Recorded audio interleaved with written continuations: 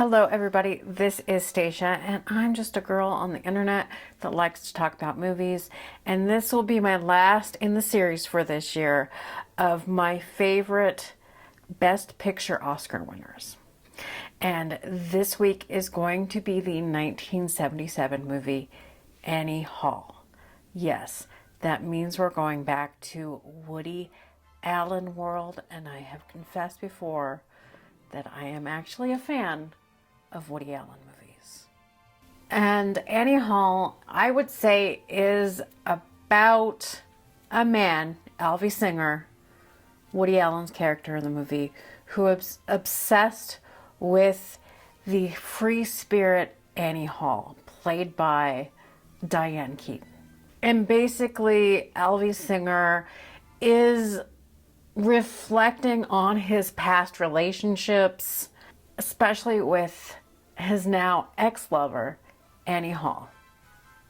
Aspiring nightclub singer, free spirit compared to him, unconventional, and this woman who he is obsessed with, the relationship, again, a pattern in his life, ends abruptly. He goes over the relationships with ex-girlfriends, ex-wives, but Annie Hall is really the one that sticks with him.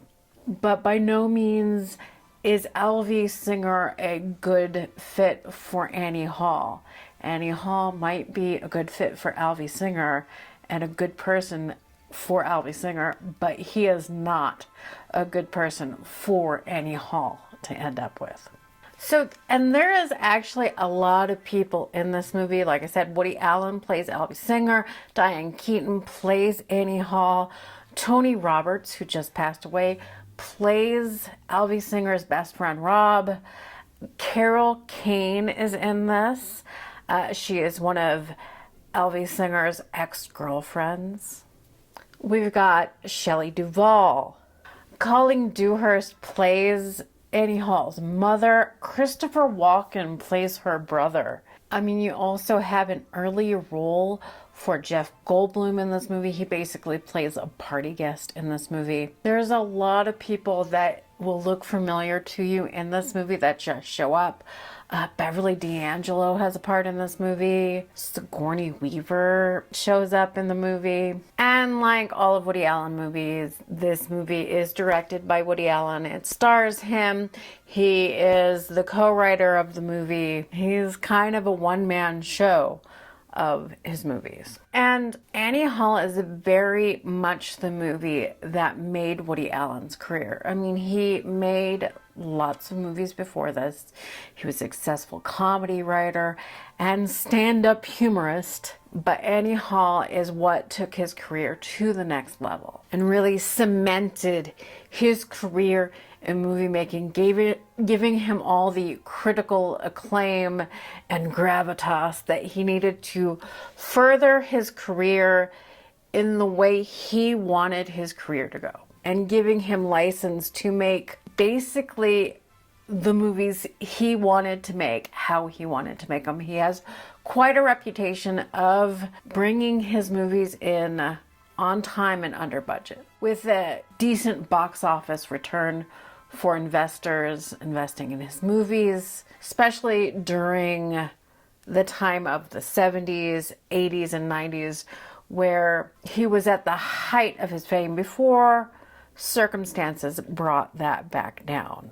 I'm not sure if he is such a great return on investment now. And I'm not going to get into whether he's a good person or not. There are a lot of artists who are terrible people, but they make some good movies. And through the lens of watching this when I was a kid, we had no idea about Woody Allen. If we revisit the goodness of every artist and sort of examine whether or not morally they're worthy of the praise, instead of just looking at the art and see if the art is worthy, we're going to have a whole lot of mediocrity in the world. And that's my take on it. My liking somebody's movies, art, music is not a take on my endorsement of them as a person. And yes, this is a New York story. And I think if you've watched some of my videos in the past, you will get the idea that I like a New York story. Annie Hall, on its budget of $4 million, making just over $38 million at the box office. It actually is a huge success. It was the 11th highest grossing film of 1977. So let me get into the Oscar-ness of it all. So this, of course, came out in 1977, so that means it was honored in 1978. And it was the 50th Academy Awards. And it was nominated for 5 Academy Awards that year. It wins Best Picture, Best Lead Actress for Diane Keaton, Best Director for Woody Allen, and Best Writing for a original screenplay for Woody Allen and Marshall Brickman, who is his writing partner. The other award it was nominated for that night that it didn't win was Best Actor in a Leading Role for Woody Allen. So it won 4 of the 5 awards it's nominated for. And for the Academy Awards, it won Best Picture over The Goodbye Girl. It won over the movie Julia, The Turning Point, and Star Wars. And yes, you can look back and go, legacy-wise, I'll give you that Star Wars. Culturally wise, I would say an impact, if you're looking back at like 50 years, Star Wars out of the other could have easily won this award for its impact culturally and on the movie industry itself. But when you're talking about whole movies, acting wise, you cannot tell me that the acting is and the writing is better in Star Wars than it is in Annie Hall. And style influence wise, I mean, there is nothing greater than the impact that Diane Keaton's Annie Hall's wardrobe had on women of the day, which a lot of those clothes actually came from Diane Keaton's own wardrobe.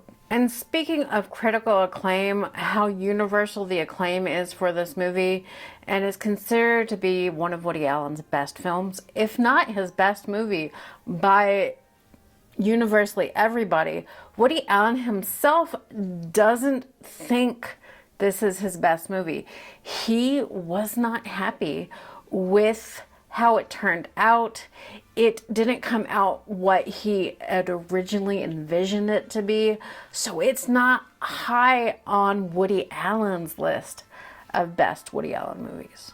So if you're looking for, with the Oscars this weekend, a movie to watch to honor past Best Picture winners at the Oscars, I think Annie Hall should be on your list. If you've never seen a Woody Allen movie, give this one a try and see if you like that Woody Allen styles. This is one of his gems of a movie, so give it a try and let me know what you think. If you've never seen Woody Allen and never really given him a try, if you happen to be a younger person watching this video, which I know doesn't happen that often, but it happens occasionally, let me know what you think. What do you think of Woody Allen? Are you able to put away your personal feelings for the man and objectively look at his movies as just art? Thank you for joining me at my look at my favorite Oscar Best Picture winners for this last month. I hope everybody out there, if you watch the Oscars, let me know what you think. And what movies have you liked this past year? Plus what you think of Woody Allen movies and Annie Hall. I want to thank everybody at this point for getting me past 750 subscribers. I'm looking forward to getting to 1,000 subscribers sometime this year. I've set a goal for end of June for that, but if it takes a little bit longer, that's okay too. So if you like this content and you want to help me get to 1,000 subscribers, consider subscribing, leaving a comment, and liking the video and sharing it with other people. That will help me get there. You don't have to, but I love when you guys comment on the videos also. I like talking about the movies. I love other suggestions for movies and just you telling me your feelings about the movie that I review. And it's okay if you disagree with me. We can disagree and we can keep it respectful and all of that. It's okay to not have the same feelings about this movie, and it's okay if you hate Woody Allen and if you want to tell me that and the reasons why you hate Woody Allen. But again, I appreciate you guys for watching. Thank you for supporting me. And I love you all. Have a great day. Bye.